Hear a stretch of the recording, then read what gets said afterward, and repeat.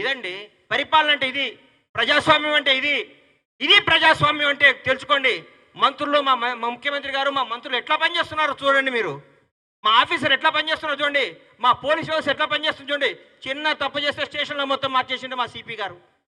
ఇది beauty of democracy. ఇది తెలంగాణ రాష్ట్ర ప్రజలు కోరుకున్న నాయకత్వం. ఇది తెలంగాణ ప్రజలు కోరుకున్న పరిపాలన. ఇది అందుకోసం దయచేసి చెప్తున్నా, అయ్యా మల్లారెడ్డి, నువ్వు ఊరికే పిల్లలు రక్తం దాకా సంపాదించిన డబ్బుతో విర్రవీగకు, నోటికి ఏదొస్తే మాట్లాడకు, మరి ఏదొస్తే మాట్లాడకు. మేము నిన్ను అనలేమా? నిన్ను విమర్శించలేమా? నువ్వు మాట్లాడలేమా? డబ్బుందనే కదా నీ అహంకారం. చరిత్ర రాజ్యాలు కూలిపోయినాయి, చరిత్ర గొప్పది. రాజ్యాలు కూలిపోయి రాజులు మొత్తం బికారులయ్యారు. నువ్వేమీ లేనాడు ఇంత అయినప్పుడు ఉన్నాడు కూడా బికారు కావచ్చు కదా. దేనికి నేచర్కి ఎదురు మాట్లాడకు, ప్రజాస్వామ్యాన్ని గౌరవించు, నేర్చుకో. Thank you. చెప్పింది కానీ మా ముఖ్యమంత్రి గారు చెప్పింది కానీ పులి బయటకు వస్తే బోన్ రెడీగా ఉందని మా ముఖ్యమంత్రి గారు ఎప్పుడో చెప్పారు. దాని మీద మేమేం మాట్లాడతాం. చేసిన మల్కాజ్గిరి పార్లమెంట్ అభ్యర్థిగా టికెట్ కోసం అప్లై దరఖాస్తు చేయడం జరిగింది. దున్నపోత వస్తుంది, చిన్న దున్నపోత వస్తుంది, కట్టి పడేస్తాం. మల్కాజ్గిరిలో కాంగ్రెస్ జెండా ఎగురుతుంది. ఎవరికి టికెట్ బ్రహ్మాండమైన మెజార్టీ గెలుస్తాను. నేను ఊరికి అట్లా మాట్లాడిన అందరిలాగా బీఆర్ఎస్ ప్రభుత్వం లాగా దుమ్ము దులుపుతా, ఎగురుతా, గంతేస్తా అని గెలుస్తాం. టికెట్ వస్తే గెలుస్తాం.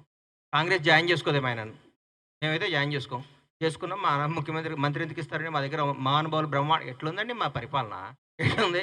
ఆ దున్నపోతున్నా సార్ జాయిన్ చేసుకునేది. అవన్నీ నాకు తెలియదండి. ముఖ్యమంత్రి గారిని ఎమ్మెల్యేలు ముఖ్యమంత్రి గారు కలవాలి, ప్రజలు ఎమ్మెల్యేలను కలవాలి. నియోజకవర్గ ప్రజలు మా ఎమ్మెల్యే వచ్చి ఆ మంత్రినో ముఖ్యమంత్రి గారిని కలుస్తారు. ఎందుకు కలుస్తారు? సమస్యల కోసం కలుస్తారు.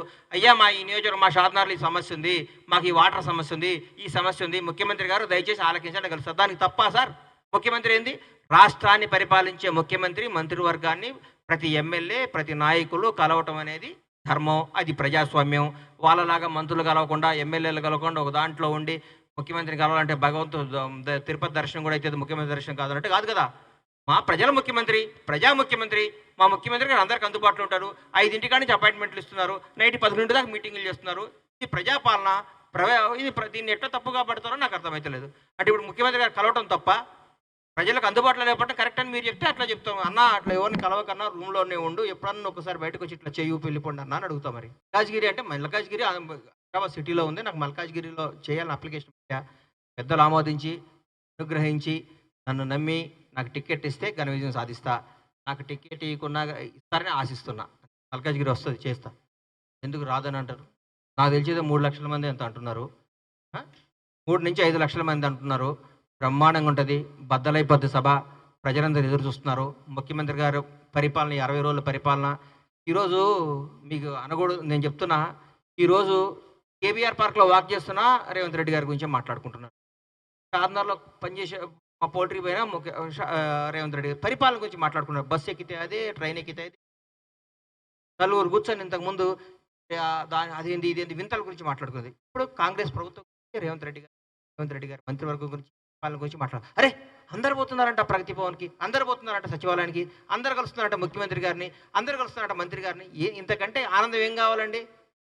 భారతదేశ వ్యాప్తంగా ప్రతి ముఖ్యమంత్రి రేవంత్ రెడ్డి గారి పరిపాలన గురించి ఆలకిస్తున్నారు. కాంగ్రెస్ ప్రభుత్వం గురించి సంతోషిస్తున్నారు. ఇంతకంటే ఏం కావాలి? మేము రాబోయే 10 ఏళ్ళు పరిపాలించడానికి ఈ 2 రోజులు అన్నం ఇక్కడ మెతుకు పుట్టుకుంటే చాలు కదా, అన్నం ఉడికిందో లేదు. ఈ 60 రోజులు పరిపాలన చాలు. మేము రాబోయే 10 ఏళ్ళు అధికారంలో ఉండటానికి చెప్పడానికి గర్వంగా చెప్తున్నాం మేము. అంతే. నమస్కారం. Thank you.